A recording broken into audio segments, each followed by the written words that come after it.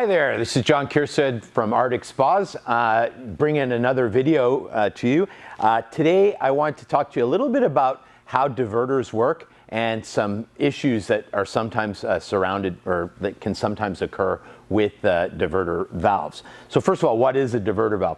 So if you look at this hot tub here, a diverter valve is a valve that allows you to use one pump but more jets. So as the jet counts increased over the years, you started having spas with 20, 30 jets on one pump. Because it takes the pressure of one pump and splits it up amongst all those jets, it can make the jets a little too weak. So what manufacturers have done is they select zones of jets to run. And what a diverter valve does is it allows you to choose either both zones where all of the jets will be on at a weaker strength, or you can isolate one zone and have stronger jets. Now, by turning the valve, you can turn them towards one manifold in the spa, which will run these jets, or you turn the valve to the other direction and it'll isolate those jets and you can run those. So a couple of things that I try to point out to people with diverters. First of all, diverters, there's turbulence in there. So diverters can make sound on their own. We've been tweaking with different types of diverters, but the vast majority of diverters have this problem with sound. And so if you have it in a position where it's maximizing that sound, it can be a little noisy.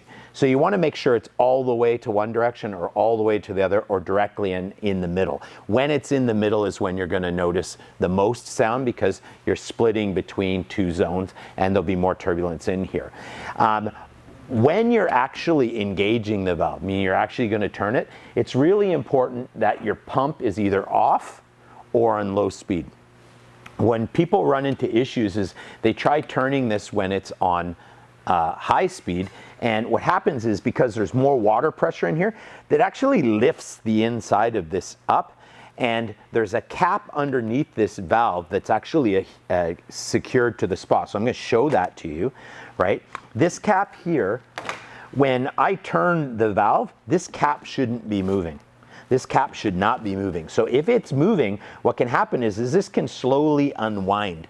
And you'll hear people talk about, oh, I can hear some hissing sounds and stuff like that. And the worst is if you actually get it to the point where it's off, this thing can fly up. And that's why I'm demonstrating on a non-running spa, because with pressure, this thing will pop off and you'll have a volcano jet, right? Which is very exciting, but probably not the outcome that you want, right? So it's really important that you turn this when this is when this is on low speed so that it doesn't engage this. So I always make sure this is nice and tight. And actually, if this did get loose, there's O-rings in here, and you can also see there's O-rings here and O-rings here.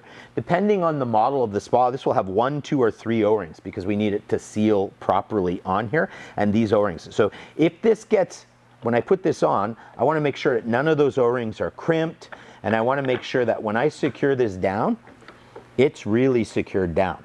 Now what's interesting is this center piece, I can't turn it because I don't have the top in, but you can see this plus sign in here goes into this, and then that allows me to turn this valve, right? And I'm turning this valve, but I'm not loosening this piece.